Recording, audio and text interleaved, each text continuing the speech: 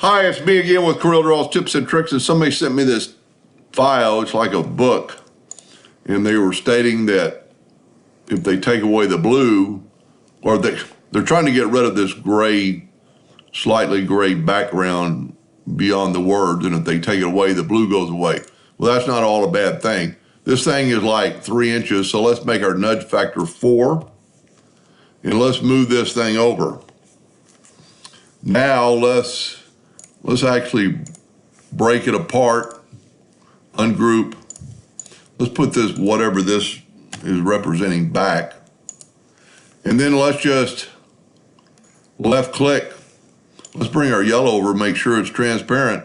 I just took all the color away, and then I'm gonna add the color with the Smart Fill tool.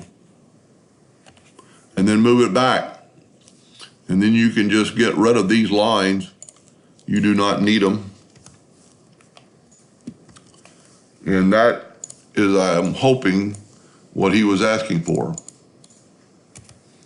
Anyway, hope that helped a little bit. Thank you for watching.